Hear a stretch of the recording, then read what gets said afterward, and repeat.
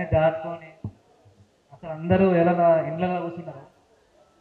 ఇళ్ళలో కూర్చున్న టైంలో కూడా అసలు ఈ పెద్ద మనిషి గురించి మీటింగ్ అయితే అసలు వద్దాం చూద్దాం, అసలు ఏం చెప్తారో మనం కూడా విందాం, అసలు మనం కూడా ముచ్చట్లు మాట్లాడుకుందాం అన్న ఉద్దేశంతో అంత రాష్ట్రం మొత్తం బంద్ చేసినా కూడా ఈరోజు ఇక్కడ దాకా వచ్చినాం మనం.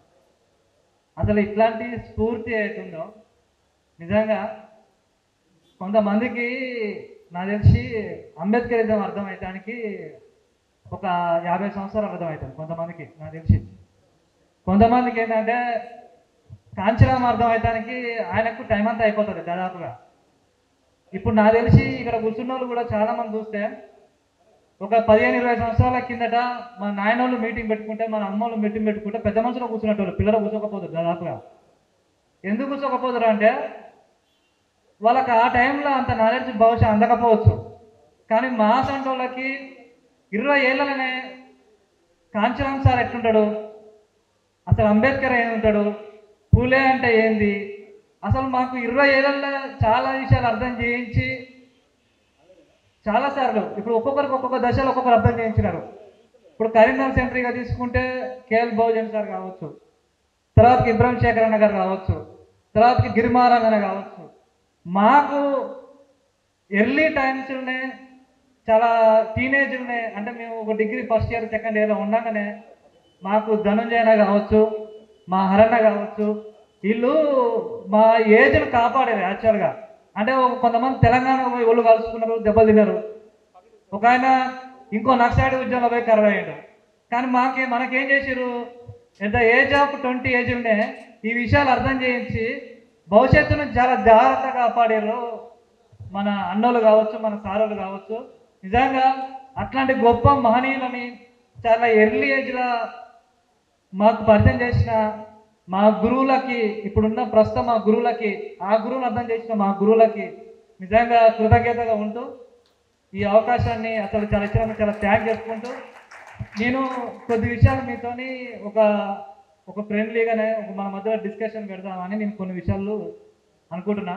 కొంత టైం అన్న గిరిమారాజ్ అన్న కొంత టైం ఇస్తే డెఫినెట్గా నేను చెప్తాను. నాకు తెలిసి దాడులు అనేవి మనకు కొత్తగా వాస్తవంగా. ఎందుకంటే మన అమ్మ నాన్నలు మంచి చీర కట్టినప్పుడు, మా అమ్మ చీర కట్టినప్పుడు, లేకపోతే మన అక్క చెల్లెలు చదువుకునేటప్పుడు, లేకపోతే మా నాయన పొలం పనికి పోయినప్పుడు దాడులు అనేవి ఈరోజు కొత్తగా కావు యాక్చువల్గా. ఆ దాడులు ఎక్కడి నుంచి జరుగుతున్నాయంటే ఆడ బుద్ధుడు దాడి జరిగింది, సంతు రవిదాస్ సార్ మీద దాడి జరిగింది, నారాయణ గురు గారి మీద దాడి జరిగింది, పూలే సాబ్ మీద దాడి జరిగింది, మన అమ్మ సావిత్రిబాయి పాలెం మీద దాడి జరిగింది, తర్వాతకి షేక్ ఫాతిమా మీద దాడి జరిగింది, తర్వాతకి సావుజీ మహారాజ్ మీద తిలక్ బాంబులు వేసిండు, ఆయన కోట మీద బాంబులు వేసిండు, ఆయన మీద దాడి జరిగింది. బాబాసాహెబ్ గురించి దాడులు మనకందరికి తెలిసిన విషయం దాదాపుగా. అంతో పాటుగా రమాబాయి మీద కూడా ఎంతో హెరాస్మెంట్ జరిగింది, ఒక ఆడవ కాబట్టి. అట్లనే కాంచీరామ్ సారు దాడులు జరిగినాయి, అట్లనే బెంజీ మీద దాడి జరిగింది, తర్వాతకి ఆర్మస్టాంగ్ మీద దాడి జరిగింది, మా అన్న మీద జరిగింది, మీ మీద జరిగింది, నా మీద జరిగింది. కానీ దాడి యొక్క ఇంటెన్సిటీ అనేది ఒక్కొక్కరికి చేంజ్ ఉంటుంది. దాని లక్ష్యం ఎంత బలంగా తీసుకుంటే దెబ్బ అంత గట్టి తగులుతుంది. లక్ష్య తీవ్రత ఎంత పెద్దగా ఉంటే దెబ్బ కూడా అంతే తగులుతుంది.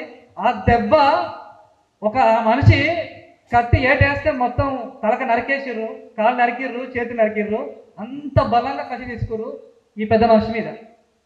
అంటే దాడులు అందరూ జరుగుతున్నాయి, మన అమ్మలకి, నాయనలకు, పిల్లలకి, అందరికి ప్రతి ఒక్కరికి దాడి. ఈ జాతిలో పుట్టినందుకు మనకు దాడులు అనేవి మనకు కామన్గా జరిగే విషయమే. అయితే నేను పిహెచ్డి చేసినా, నేను పిహెచ్డి చేసిన కరీంనగర్ జిల్లా మీద ఒక స్టడీ చేసిన. అసలు ఎందుకు మన మీద దాడి జరుగుతుంది అనే దాని మీద ఎన్నో కారణాలు ఉంటే, నేను కొన్ని కారణాలు నాకు తెలిసిందంటే నేను కొంత షేర్ చేసుకుందాం అనుకుంటున్నా. నేను కరీంనగర్లో పిహెచ్డి చేసిన, పిహెచ్డి అయిపోయింది, డాక్టరేట్ కూడా నాకు వచ్చింది. అయితే మీ అందరికీ ఒక క్వశ్చన్ వేస్తాను నేను. ఈ భూమి మీద అత్యంత విలువైనది ఏంది? ఒక దొర దగ్గరికి పోయి నీకు క్వశ్చన్ కూర్చోబెట్టి నేను అడిగిన పిహెచ్డి ఇంటర్వ్యూలో, సార్ చెప్పురని చెప్పినప్పుడు నేను క్వశ్చనరీ పెట్టుకొని కొన్ని క్వశ్చన్లు అడిగిన. ఆయన ఏమో నాకు క్వశ్చన్ వేసిందంటే, నాకు ఈ భూమి మీద విలువైనది ఏంటి అడిగింది ఫస్ట్. అంటే నేనేమంటా అంటే, ఈ భూమి మీద విలువైందని ఒక 2 నిమిషాలు టకటక చెప్పారు ఎవరన్నా. ఈ భూమి మీద విలువైనది ఏంటి? గట్టిగా ఇప్పుడు ఏం కాదు భూమి. ఎగ్జాక్ట్లీ ఆయన కూడా ఇదే చెప్పాడు. అంటే ఈ భూమి మీద విలువైనది భూమి. ఆ భూమి మా కులాల దగ్గర ఉంది, ఆ కులాల దగ్గర ఉంది కాబట్టి అధికారం మా దగ్గర ఉందని చెప్పాడు. భూమి ఏదైతే భూమి మీద విలువ ఏముందో ఆ భూమి మా దగ్గర ఉంది, ఆ భూమి మా దగ్గర ఉంది కాబట్టి అధికారం మా దగ్గర ఉంది కాబట్టి మేమే ఈ ఆధిపత్యం చెలాయిస్తున్నాం చాలా క్లియర్ చెప్పాడు. ఎందుకంటే నేను ఆయన దగ్గర ఎస్సీ అని చెప్పలే, నేను రెడ్డి అని చెప్పిన. నేను రెడ్డి అని పెట్టినప్పుడు ఆయన దగ్గర ఏం చెప్పినా అంటే నేను రెడ్డి అని చెప్పిన. నేను ఎస్ఓ బీసీ అంటే అని చెప్పకపోవాలా, నేను రెడ్డి అని చెప్పని చెప్పాడు. అట్లనే నేను ఏమంటున్నా అంటే భూమి అనేది ఎంత అసలు ఎందుకు ఈ భూమి అనేది ఇంపార్టెంట్, భూమి హక్కు కోసం జరుగుతుంది మొదటి నుంచి మన పోరాటం. భూమి అంటే ఏంటి? సంపద. ఒక సర్పంచ్ అనే వ్యక్తి ఒక ఊరిని ఒక పర్టికులర్ భూభాగం మీద అధికారం మీద మనకు ఒక రాజయ్య కూర్చుంటాడు, ఎమ్మెల్యే ఒక పరిమితి మీద కూర్చుంటాడు, ఒక ప్రధానమంత్రి ఒక పరిమితి మీద కూర్చుంటాడు. అట్లాంటి భూమి మీద మనకు హక్కు తీసుకున్న ప్రతిసారి మనకు ఏదో విధంగా దాడులు జరుగుతూనే ఉన్నాయి. అట్లా భారతదేశంలో బాబాసాహెబ్ అంబేద్కర్ కానీ 1935లో మనకు ఆల్రెడీ ఒక మనిషి జీవించాలో ఎన్ని హక్కులు ఉండాలో, ఓటు హక్కు కావచ్చు, రిజర్వేషన్ కానీ, ఎలక్షన్లో పోటీ చేసే హక్కులు కానీ దాదాపు 1932లో బాబాసాహెబ్ అంబేద్కర్ మనకు అన్ని ఇచ్చేసిందిగా. ఇక కొత్తగా మనకి ఈరోజు బీజేపీ, కాంగ్రెస్, టీడీపీ ఇచ్చేది ఏం లేదుగా. ఒక మనిషికి ఏం హక్కులు కావాలో అన్ని హక్కులు 1935లో వచ్చేసినాయి. బాబాసాహెబ్ అంబేద్కర్ ఫస్ట్ తీసుకున్న మూమెంట్ ఏంది? ఫస్ట్ తీసుకున్న కాన్స్టిట్యూషన్ రాజ్యాంగం రాసినాక రాజ్యాంగంలో చేసిన మొట్టమొదటి పని ఏంటంటే ఈ భూమి మీద హక్కు కలపడానికి మొట్టమొదటి రాజ్యాంగ సవరణ ల్యాండ్ రిఫార్మ్స్ యాక్ట్ తీసుకొచ్చిండు.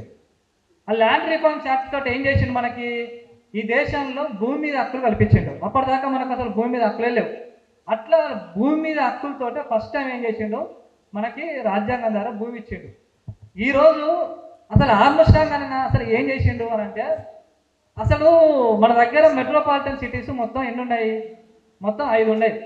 ఒకటి బాంబే ఉంది, తర్వాత కలకత్తా ఉంది, తర్వాత ఢిల్లీ ఉంది, తర్వాత హైదరాబాద్ ఉంది, తర్వాత చెన్నై ఉంది. చెన్నై ఉన్నది, హైదరాబాద్ అన్నీ ఉన్నాయి. నువ్వు 5 సిటీలల్లో ఆ సిటీలలో కామన్గా ఉన్న విషయం ఏంటంటే బాంబే చుట్టుపక్కల కూడా బాంద్రా కానీ, ధారావి కానీ ఈ ఏరియాలో దళితులే ఉంటారు. కోల్కతాలో కూడా అదే సిటీ చుట్టుపక్కల మొత్తం దళిత పాపులేషన్ ఎక్కువ ఉంటుంది. ఢిల్లీ చుట్టూ ఆగ్రా కానీ, ఈ ఏరియాలో కానీ, పంజాబ్ కానీ, హర్యానా కానీ, యూపీ కానీ దళితులే ఉంటారు.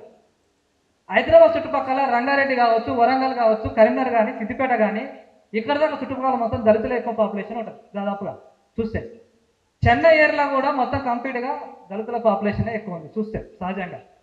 అంటే దేశ రాజధాని ఈరోజు మనం గతంలో ఒక 15 రోజుల కింద ఒక సినిమా వచ్చింది. ఏమొచ్చింది? తంగలాన్ సినిమా వచ్చింది. బ్రిటిష్ వాడు బంగారం తీసుకుపోవడానికి ఏం చేసిందంటే ఊర్లో ఉన్న ఒక దళితుని తీసుకుపోయి బంగారం తీసుకొని నువ్వే తీసుకుపోతావు అని చెప్పి సంపద మీదకి ఒక దళితుని తీసుకుపోయి తీసుకొచ్చాడు. దాని సినిమా నేపథ్యం అదే. అట్లనే సారు బహుజన్ సార్ కూడా ఒక విషయం చెప్తున్నా, సింగరేణిలో బొగ్గు తవ్వేటప్పుడు దళితులను తీసుకుపోయారు, ఇనుము తవ్వేటప్పుడు దళితులను తీసుకుపోయారు. ఏడ తీసుకుపోయినా కూడా ఏ సంపదను దేశంలో ప్రమాదకరమైన పనులు కూడా దేశంలో దళితులను తీసుకొని పోయారు.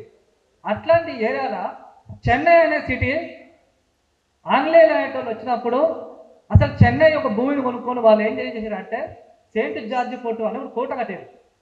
ఆ కోట కట్టడానికి ఏం చేశారంటే చెన్నై సిటీ ఎట్లుంటుందంటే ఇప్పుడు మన దగ్గర విశాఖపట్నం, బాపట్ల ఈ ఏరియాలో పోతే బీచ్ ఎట్లుంటుంది అంటే ఇట్లా పొడుగుతూ ఉంటుంది, ఇట్లా అంటే ఇట్లా ఏటవాళ్ళకు ఉంటుంది. చెన్నై ఏరియాలో ఎట్లుంటుంది అంటే డైరెక్ట్ ఇట్లా చూసినట్టు ఉంటుంది బీచ్ అనేది. అంటే దెబ్బకి ఎమ్మట మనిషి ఓడ వచ్చి ఎమ్మట ఆగవచ్చుగా, అంటే సహసిద్ధమైన ఓడరేవులు ఉండే ప్రాంతం చెన్నై. ఆ చెన్నై ఏరియాలో అక్కడ ఉన్న స్థానిక ఉన్న రాజవంశాలను ఓడించడానికి అప్పుడున్న బ్రిటిషర్స్ ఏం చేశారంటే భారతదేశంలో కలకత్తాని స్టార్ట్ చేశారు. బాక్సార్ యుద్ధం తర్వాతకి మన బాక్సార్ యుద్ధం కావచ్చు, ప్లాసీ యుద్ధం నుంచి కలకత్తా నుంచి కొట్టుకుంటూ వచ్చారు. ఆడ వరకు ఒరిస్సా నుంచి కొట్టిర్రు, కోస్తాంధ్ర ప్రాంతాల్లో కొట్టిర్రు, ఆర్కాట్ ప్రాంతాల్లో కొట్టిర్రు, చెన్నై ప్రాంతాల్లో కొట్టిర్రు. ఈ దేశంలో ఉన్న అన్నింటినీ ఓడగొట్టుకుంటూ తక్కువ ఆర్మీతోటి వీళ్ళు గెలుచుకుంటూ వచ్చారు. అట్లా చెన్నై ప్రాంతాన్ని వీళ్ళు హ్యాండ్ ఓవర్ చేసుకున్న టైంలో ఈ దేశంలో చెన్నై ప్రాంతాల్లో మొత్తం సెయింట్ జార్జ్ చుట్టుపక్కల మొత్తం ఈరోజు మెజారిటీ ఆఫ్ దళిత్స్ అక్కడ మొత్తం ఆబిటేషన్స్ ఏర్పాటు చేసుకొని ఆ ఏరియాలో ఉన్నారు. పెద్ద మనిషి ఆర్మ్స్ట్రాంగ్ అన్న 1600 సంవత్సరం 1700 సంవత్సరాల్లో చెన్నై ఏర్పడ్డది, ప్రెసిడెన్సీ చెన్నై మున్సిపాలిటీ ఏర్పడ్డది. అప్పటి నుంచి దేశంలో ఏమైంది, అదే పెరంబూర్ కావచ్చు, నార్త్ చెన్నై కానీ చెన్నై మొత్తం 4 భాగాలుగా ఉంది. అంటే మొత్తం తమిళనాడు ప్రాంతం అనేది కోస్తా ప్రాంతం ఒకటి ఉంటే, చెన్నై ప్రాంతం ఒకటి ఉంటే, సెంట్రల్ తమిళనాడు ప్రాంతం ఒకటి ఉంటుంది. చెన్నై ప్రాంతం వచ్చేసరికల్లా ఆ ఏదైతే చెన్నై ప్రెసిడెన్సీ ఉందో ఆ మున్సిపాలిటీని మొత్తం కంట్రోల్ చేయడానికి బ్రిటిష్ వాళ్ళు ఏం చేశారు, దళితులను తీసుకొచ్చి పక్క పెట్టుకున్నారు. మొత్తం ఆ ఏరియా మొత్తం కంప్లీట్గా తీసుకొచ్చి పక్క పెట్టుకునేటప్పుడు ఏం చేశారు, ఈ నార్త్ చెన్నై అనేది ఉందో, చెన్నైలో ఉన్న 4 భాగాల నార్త్ చెన్నై అనేది ఉందో, ఆ నార్త్ చెన్నైలో పెరంబూరు కావచ్చు, ఇలాంటి ఏరియాలో మొత్తం దళితులు అనేటోళ్ళు చాలా ఎక్కువ పర్సెంటేజ్లో ఉన్నారు. వాస్తవంగా చెన్నైలో ఉన్న దళిత ఏదైతే పాపులేషన్ ఉందో అక్కడ పరయా కానీ అరుంధతియార్ కానీ 2 కమ్యూనిటీలు ఉన్నాయి. పరయా అంటే ఏంటంటే చిన్న డప్పు కొట్టేటోళ్ళు, అరుంధతియార్ అంటే పెద్ద డప్పు కొట్టేటోళ్ళు. అంటే మన డప్పు కంటే పెద్ద సైజు ఉంటుంది. పరయా అంటే చిన్న డప్పు కొడతారు. ఒక వాళ్ళు ఏమంటారు అంటే తమిళ మాదిగోలు అంటారు, ఒక వాళ్ళు తెలుగు మాదిగోలు అంటారు. కానీ ఇద్దరు ఏంటంటే డప్పు కొట్టే పని చేసేటోళ్ళు. ఈ పరయా కమ్యూనిటీని అరుంధతియార్ కమ్యూనిటీ ఉపయోగించుకొని చెన్నై నగరాన్ని నిర్మించారు. ఈ చెన్నై నగరాన్ని నిర్మించే క్రమంలో ఎప్పుడైతే చెన్నై నగరం అనేది ఒక పెద్ద నగరంగా తయారై బ్రిటిషర్స్ ఎవరైతే బలంగా తయారైన తర్వాత చెన్నై కేంద్రంగానే ఈ దేశంలో ఒక ఉద్యమాలు స్టార్ట్ అయ్యాయి. చెన్నై కేంద్రంగానే దేశంలో ఇంగ్లీష్ ఎడ్యుకేషన్ స్టార్ట్ అయింది. చెన్నై కేంద్రంగానే యాంటీ కాస్ట్ మూవ్మెంట్ స్టార్ట్ అయింది. చెన్నై కేంద్రంగానే వివిధ ఉద్యమాలు స్టార్ట్ అయ్యాయి. అట్లా చెన్నై నుంచే ఒక కలాం తయారైండు, చెన్నై నుంచే శ్రీనివాస రామానుజన్ తయారైండు, చెన్నై నుంచే సైన్స్ పుట్టింది. అదే చెన్నై నుంచి అన్ని పుట్టినాయి. ఎందుకు పుట్టినాయంటే ఈ దేశంలో ఎప్పుడైనా కూడా సముద్ర తీర ప్రాంతం దాటినప్పుడు ఎవడైనా కూడా అని అన్టచబుల్ చేశారు, అంటే అంతరాన్ని చేశారు. ఎందుకంటే ఈ ఊరు దాటిపోయినాడు ఎప్పుడైనా ఎవరైనా సపోజ్ నేను హైదరాబాద్కి వచ్చినాక ఏమనుకుంటారు, అరే ఊరు దాటిపోయాడు హైదరాబాద్ నుంచి వస్తుండే వీడు ఎక్కువ మాట్లాడుతున్నారు అంటారు. ఎందుకంటే హైదరాబాద్ పోయినానుకో అర్కులను దాటిపోతారు కాబట్టి ఊర్లోకి వచ్చేటప్పుడు ఏం చేస్తారంటే అన్నీ నువ్వు ఎక్కువ మాట్లాడుతున్నావు, నువ్వు సిటీలో తిరుగుతారు నా దగ్గర చూపడానికి అంటారు. అట్లా చెన్నై వాళ్ళు ఏం చేశారంటే మలేషియా, చైనా, బ్యాంకాక్ ఇట్లాంటి ఏరియాలో, జపాన్ ఇట్లాంటి ఏరియాలో పోయి నాలెడ్జ్ నేర్చుకొని వచ్చి చెన్నై ఏరియాలో వీళ్ళు ఆ కల్చర్ని మొత్తం ఓన్ చేసుకోవడం స్టార్ట్ చేశారు, ఇది వెస్టర్న్ కల్చర్. దాంతో ఏంటంటే పెరియార్ మూవ్మెంట్ అనేది స్టార్ట్ అయిన తర్వాత దళితులు అనేటోళ్ళు చాలా బలంగా నిర్మాణం అయ్యి యాంటీ కాస్ట్ మూవ్మెంట్ ఇది కుల వ్యతిరేక ఉద్యమం అవుతుందో ఆ ఉద్యమాన్ని చాలా బలంగా వీళ్ళు ముందు తీసుకోవడం స్టార్ట్ చేశారు. ఆ స్టార్ట్ చేసే క్రమంలో చెన్నై నగరంలో సత్యమూర్తి అనే ఒక ఎక్స్ ఎమ్మెల్యే ఉన్నాడు, అంతకుముందు ఎమ్మెల్యేగా ఉండే, నార్త్ చెన్నైలో పెరంబూరు సంబంధించిన వ్యక్తి. సత్యమూర్తి అనే ఆయన ఏం చేసిందంటే అంబేద్కర్ మూవ్మెంట్ ఏదైతే ఉందో మన పిల్లలకు అందరికీ కొంత క్రిస్టియానిటీ తీసుకొని వాళ్ళు చర్చిలో పోయేటోళ్ళను, బైబిల్లో తీసుకుపోయేటోళ్ళని, అరే ఇది కూడా కాదు అంబేద్కర్ అనే ఒక వ్యక్తి ఉన్నాడు అని చెప్పి వీళ్ళందరికీ అంబేద్కర్ అని అర్థం చేసిన వ్యక్తి ఎవరంటే సత్యమూర్తి. ఆ సత్యమూర్తి యొక్క శిష్యుడు ఎవరు, ఆర్మ్స్ట్రాంగ్. ఈ ఆర్మ్స్ట్రాంగ్ చెన్నై నగరంలో మనోళ్ళందరికీ చాలా బలంగా కొనుక్కుంటూనే అందరికీ ఎడ్యుకేషన్ సంబంధించింది కావచ్చు, ఏమైనా మనలో సమస్యలు అయినప్పుడు కావచ్చు, సునామీ పంటలు వేసినప్పుడు అక్కడ మనల్ని దాడులు జరిగినప్పుడు కాబట్టి అన్ని టైంలలో బలంగా ఉన్నాడు. మనందరికీ నాయకత్వానికి భరోసా ఇచ్చుకుంటూనే ఆయన చాలా బలంగా నిర్మాణం అయ్యి మనోళ్ళందరికీ చాలా సపోర్టర్గా ఉన్నాడు. అట్లాంటి వ్యక్తి ఒక మద్రాస్ లా కాలేజ్ చదువుకున్నప్పుడు ఆ లా కాలేజీలో మనోళ్ళకి సమస్యలు వచ్చినప్పుడు కానీ ఎంతో పెద్ద మూమెంట్ని తీసుకొని అక్కడ మన నాయకత్వాన్ని చాలా బలంగా నిలబెట్టింది. అట్లాంటి వ్యక్తి దాదాపు 8 సంవత్సరాలు అక్కడ ఉన్న పరిస్థితులను, దాడులను ఎదుర్కొంటూ ఆయన 8 సంవత్సరాలు జైల్లో ఉండి 8 సంవత్సరాల తర్వాత 2007లో మన కర్ణాటక చీఫ్ కోఆర్డినేటర్ గోపినాథ్ గారి సమక్షంలో బీఎస్సీ పార్టీలో జాయిన్ అయ్యాడు.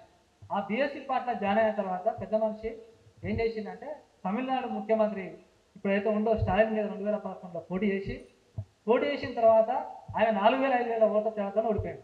అప్పుడు ఈ ఆర్మ్స్ట్రాంగ్ అనే వ్యక్తి ఏం చేసిందంటే ఆ ఓడిపోవడంలో ప్రధానంగా ఎవరైతే ఉన్నారో ఈయన ఆర్మ్స్ట్రాంగ్ అనే వ్యక్తి చాలా బలంగా ఉన్నాడు.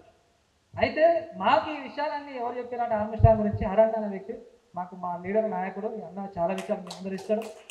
అసలు మాకు ఈ విషయం తెలిసినాకనే ఆర్మ్స్ట్రాంగ్ అనే వ్యక్తి పర్సనాలిటీ ఎట్లుంటుంది ఇవన్నీ తెలిసినాక మీకు 2021 ఆర్మ్స్ట్రాంగ్ అన్న మేము బీఎస్సీ పార్టీ ఏదైనా ఫ్లెక్సీ అయినా ఏదైనా కానీ ఆర్మ్స్ట్రాంగ్ అన్న ఫోటో పెట్టుకొని పనిచేసినాం.